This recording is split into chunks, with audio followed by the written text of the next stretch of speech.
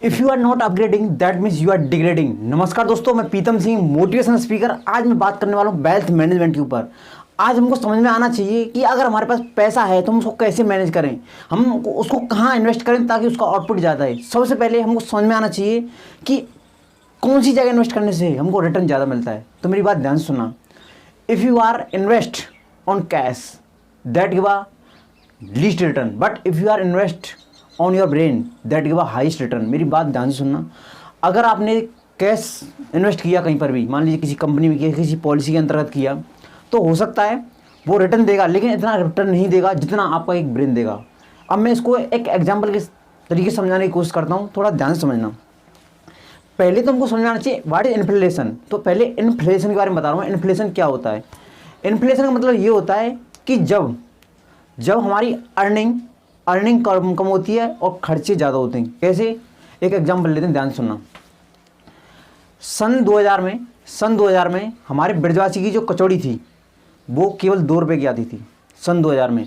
लेकिन आज वो कचौड़ी 2020 में आती है आपकी 20 रुपये की। कहने का मतलब 10 टाइम्स इंक्रीज हो गया उसका रेट। कितने टाइम में? 2000 से 2020 में 20 साल में, ठीक है। लेकिन अगर हम कहीं पैसा डिपॉजिट करते हैं तो वो 20 गुना नहीं मिलता आपको। देखना इस चीज़ को प्रैक्टिकली। दूसरा मैं एक एग्जांपल लेता हूँ, इसको भी समझना ध्यान से। मान लीजिए कि जो एमबीए की फीस है वो सन 2000 में 2 लाख रुपए थी, 2 साल की, ठीक है। लेकिन जो बंदा एमबीए करके निकलता था उस टाइम, तो उसका जो सैलरी पैकेज था वो था आपका 30,000 रुपये। कितना था? 30,000 रुपये। लेकिन आज उस एमबीए की जो कॉस्ट ऑफ एजुकेशन है वो है आपकी 20 लाख रुपये, यानी कि 10 गुना बढ़ चुकी है। लेकिन जो बंदा 20 लाख का एमबीए करने के बाद बाहर जब मार्केट में आता है तो उसको जो पैकेज मिलता है वो केवल 90,000 रुपये का मिलता है लगभग। तो कहने का मतलब मेरा ये हुआ, जो कॉस्ट ऑफ एजुकेशन में जो इंक्रीज हुआ था वो 10 टाइम्स हुआ था, लेकिन जो सैलरी पैकेज में जो ग्रोथ हुई है वो केवल 3 टाइम्स हुई है। क्योंकि जो सैलरी उस टाइम मिल रही थी वो केवल 30,000 थी और आज 90,000 के लगभग मिलती है। तो मेरा कहने का मतलब ये था, जो ग्रोथ हुई थी वो 3 टाइम्स थी उसमें सैलरी में, लेकिन जो हमारी कॉस्ट ऑफ एजुकेशन थी वो हमारी 10 टाइम्स ग्रोथ हुई है। तो मेरा यहाँ पर कहने का मतलब ये है, आप इन्वेस्ट वहाँ करिए जहाँ आपका ग्रोथ ज़्यादा है, यहाँ पर आपको ज़्यादा मिले। मैं एक एग्जांपल और लेता हूँ। जैसे फॉर एग्जाम्पल मान लीजिए कि आपने एफडी डिपॉजिट, फिक्स डिपॉजिट किया आपने, तो फिक्स डिपॉजिट किया, मान लीजिए 15% आपको रिटर्न मिल रहा है। 15% रिटर्न मिल रहा है, उसमें मान लीजिए 4.5% आपका टैक्स डिडक्शन हो गया। और इन्फ्लेशन अगर 9% बढ़ गया, तो इसका मतलब आपको क्या मिला? केवल सेविंग, मतलब आपको जो पैसा मिला तो 2.5% मिला ना, 2.5% बढ़ के मिला ना। तो कुछ फ़ायदा हुआ? कोई फ़ायदा नहीं हुआ, ज़्यादा फ़ायदा नहीं हुआ। तो आपको कहाँ, आपका मेरी बात ध्यान से सुनना। अगर आपके पास कैपिटल, जो आपका पैसा वो कम है, तो पहले आप अपने पैसे को, अपने माइंड के ऊपर इन्वेस्ट करिए।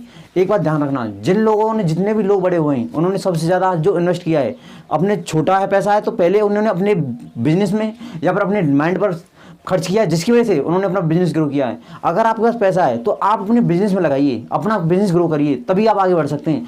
अगर आप किसी, मान लीजिए मैं एक एग्जांपल और दे रहा हूँ, जितने भी बड़े लोग हुए उन्होंने हमेशा अपना पैसा अपने बिजनेस में लगाया है, या फिर उन्होंने दूसरों से पैसा लेकर अपने बिजनेस में लगाया, ताकि उनका बिजनेस बड़ा हुआ है। और दूसरी बात, लर्निंग सबसे बड़ा इंपॉर्टेंट रोल अदा करता है। अगर आपको जिस फील्ड की नॉलेज नहीं उस फील्ड की नॉलेज लीजिए। जैसे वारेन बफेट है, उनका 2 रूल है, नेवर लूज योर मनी, और सेकंड रूल है रिमेंबर योर मनी। पहली बात तो उन्होंने कहा है, पहले रूल है नेवर लूज योर मनी, यानी अपने पैसे को मत खोइए। दूसरा, अगर रिमेंबर रूल नंबर 1, जो रूल नंबर 1 में कहा है उसको याद रखना है। तो याद क्या रखना है? ये रखना है कि जो पैसा है उसको आप लूज मत करिए, उसको इन्वेस्ट करिए। जो इन्वेस्ट करते हैं अपनी माइंड के ऊपर वो आगे बढ़ते ही। मैं एक एग्जाम्पल ले रहा हूँ। एक बार क्या हुआ था कि एक व्यक्ति था, वो 20,000 रुपये पर मंथ कमाता था, तो उसमें से वो 10,000 रुपये अपने ड्राइवर को देता था। क्यों देता था? कि जब वो ड्राइवर को देता था तो अपना बैठ के उस टाइम वो लर्निंग कर रहा होता था। और ये एकदम प्रैक्टिकल एग्जांपल है डॉक्टर बेगबंदर का। जब वो शुरुआत में उनको जब नौकरी मिली थी तो केवल 20,000 रुपये उनको मिलते थे, तो उनमें से वो 10,000 रुपये अपने ड्राइवर को देते थे। क्यों? क्योंकि वो उस टाइम को सेव करना चाहते थे, और जिन्होंने अपने टाइम को सेव किया है और उसको यूज़ किया है वो आगे जरूर बढ़ा है। तो उन्होंने अपने टाइम को सेव किया और इसके बाद उस टाइम को यूटिलाइज करके आज वो, और मतलब लोग उनसे कहते थे कि क्या बेगबंदा तुम क्या कर रहे हो, कि तुम आधा जो पैसा मिल रहा है उसको अपने ड्राइवर को दे रहे हो, तो तुमको क्या मतलब फ़ायदा हो रहा है। तो उन्होंने कहा, जो आज मैं पैसा ड्राइवर को दे रहा हूँ वो पैसा मैं किसी दिन अपने कुछ ही घंटों में कमा लूँगा। वही चीज़ हो रहा है कि आज डॉक्टर बेगबंदरा अपने सेमिनार में एक एक घंटे के इतना पैसे ले लेते हैं कि ड्राइवर उसके आगे मेरी बात ध्यान से सुनना। होता है क्या है, जो प्रमोशन होता है, आज मैं प्रमोशन के बारे में बात कर रहा हूँ।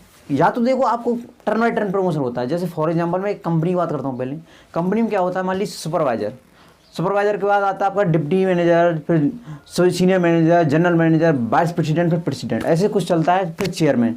जब जैसे जैसे जैसे जैसे बैंड चेंज होता जाता है, जैसे जैसे प्रमोशन होता है, तब एक लेवल बढ़ता जाता है। मेरा कहने मतलब ये हुआ, मान लीजिए अगर सुपरवाइजर की पोस्ट पर 3000 एम्प्लॉय काम कर रहे हैं। कितना एम्प्लॉय काम कर रहे हैं? 3000 एम्प्लॉय काम कर रहे हैं। लेकिन जब टर्न बाई टर्न प्रमोशन होता है तो कुछ ही लोगों को लिया जाता है। लेकिन जो सबसे ऊपर जाता है तो टर्न बाई टर्न प्रमोशन होकर नहीं जाता, तो उसका आउट ऑफ टर्न। कहने का मतलब ये है, जब कोई सुपरवाइजर था, सुपरवाइजर ऐसा नहीं सभी सुपरवाइजर जो होंगे वो सब आपके डिप्टी मैनेजर बन जाएंगे, जब सीनियर मैनेजर बन जाएंगे, ऐसा नहीं होता है। जो आउट ऑफ टर्न यानी कुछ अलग करके दिखाता है वही आगे जाता है। जैसे जैसे आगे जाता है उसके उतनी बेनिफिट आगे चले जाते हैं। फॉर एग्जाम्पल मैं बात करूँ, और किसी कंपनी का वो चेयरमैन है, तो चेयरमैन को जो सुविधा मिलेगी वो सुपरवाइजर से कई गुना ज़्यादा मिलेगी, क्योंकि वो कहीं ना कहीं अपने आप को अलग इन्हेंस करके आगे आया है। इसीलिए मैं कहना, और वो आगे कैसे बढ़ा, उसने अपने ऊपर इन्वेस्ट किया था, और जो अपने ऊपर इन्वेस्ट करता है वही आगे बढ़ता है। अब मैं दूसरा एग्जांपल लेता हूँ गवर्नमेंट सेक्टर का। मान लीजिए गवर्नमेंट सेक्टर में कोई भर्ती होता है लेफ्टिनेंट पर, ठीक है, lieutenant, captain, major, colonel, lieutenant colonel, brigadier, general, मतलब जो जनरल तक जा रहा है लास्ट में।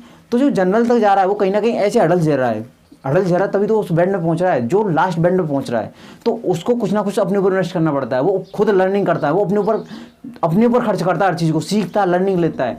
जो आगे जाता है वो हमेशा लर्निंग करता है। तो मैं आपसे यही कहूँगा कि आप अपने ऊपर इन्वेस्ट करिए। मैं अब बात बताता हूँ आपको। आप मान लीजिए आपके पास पैसा आ गया, पैसा जब लेके आता है बहुत सारी चुनौती लेके आता है, तो उन सब चुनौतियों से आपको लड़ना है और हमेशा हिम्मत रखना है, क्योंकि जो हिम्मत से लड़ा है वही आगे बढ़ा है। तो आपको हिम्मत रखना है अपने ऊपर। अब मैं बताता हूँ, जैसे मान लीजिए आपका पैसा बहुत ज़्यादा है, अगर आप बिजनेस में इन्वेस्ट कर रहे हो, अपने बिजनेस में इन्वेस्ट करने के बाद ही पैसा बच रहा है, तो आप इन्वेस्ट कर सकते हो। मान लीजिए कहाँ कर सकते हो, मैं बता रहा हूँ। आपके पास कई ऑप्शन है। एक होता है ग्रोथ होता है। ग्रोथ में क्या होता है, जो MP लेस देन होता है FP, यानी मार्केट वैल्यू जो होता है वो फाइनेंशियल वैल्यू से, FP वाला फाइनेंशियल वैल्यू से कम होता है उसमें। दूसरा होता है स्टॉक्स, मतलब शेयर मार्केट में लगा सकते हो। इक्विटी जो होता है, इक्विटी जो म्यूचुअल फंड है। अब स्टॉक्स में क्या होता है ग्रोथ स्टॉक में क्या होता है, उसका मतलब डिविडेंड नहीं मिलते हैं ग्रोथ स्टॉक में। दूसरा होता है लार्ज कैप स्टॉक में क्या होता है, जो जिसका टर्नओवर 20,000 करोड़ से ज़्यादा होता है, उसको लार्ज कैप स्टॉक बोलते हैं। मिड कैप स्टॉक क्या होता है, जिसका 5,000 करोड़ से लेकर 20,000 के बीच में जो स्टॉक होता है उसको मिड कैप स्टॉक बोलते हैं। स्मॉल कैप स्टॉक, जिसका 5,000 करोड़ से कम स्टॉक होता है, उसको स्मॉल कैप स्टॉक बोलते हैं। मतलब आप इसमें भी अपना पैसा लगा सकते हो, शेयर मार्केट में लगा सकते हो, म्यूचुअल फंड में लगा सकते हो, LIC में लगा सकते हो, कहीं पर भी लगा सकते हो। पर मेरा कहने मतलब ये है, पहले आप अपने ऊपर इन्वेस्ट करिए, अपने बिजनेस के ऊपर इन्वेस्ट करिए, और जहाँ से आपको आउटपुट आ रहा है आप पहले इस बात को समझिए। इन्फ्लेशन क्या है, इन्फ्लेशन का एग्जांपल आप पहले दिमाग में सेट कर लीजिए। अगर आप 10 साल बाद जो पैसा मिल रहा है, तो मैं आपको बता रहा हूँ इन्फ्लेशन कहीं ना कहीं हो रहा होगा। अगर इन्फ्लेशन मान लीजिए 10% हो गया और आपको 11% मिला, तो क्या मिला, 1% मिला, कुछ नहीं मिला ना। तो आप पहले अपने ऊपर इन्वेस्ट करिए, अपना सीखिए और आगे बढ़िए, तभी आप आगे बढ़ सकते हो। और मैं एक और बता रहा हूँ, अगर मान लीजिए आपको मार्केटिंग नॉलेज नहीं है, आपको इन्वेस्ट करना नहीं आता, तो आप किसी अच्छे बंदे को, अच्छे CA को हायर करिए, वो आपको पूरी नॉलेज देगा। उस बेसिस पे आप लगाइए पैसे को, पैसा आपका बढ़ेगा, ऐसी बात नहीं बढ़ेगा मैं बता रहा हूँ। लेकिन एक सही आइडिया और सही दिशा, सही निर्देश ही आपको आगे ले जाता है। तो आप सही दिशा, सही निर्देश पर काम करिए, तभी आप आगे जा सकते हैं। इसी के साथ मेरे चैनल को सब्सक्राइब करिए और कमेंट करिए, शेयर करिए। और आप अगर हमारे साथ बिजनेस करना चाहते हैं, जुड़ना चाहते हैं, तो हमसे जुड़िए। नीचे डिस्क्रिप्शन में लिंक दिया गया है। इसी के साथ जय हिंद, जय भारत।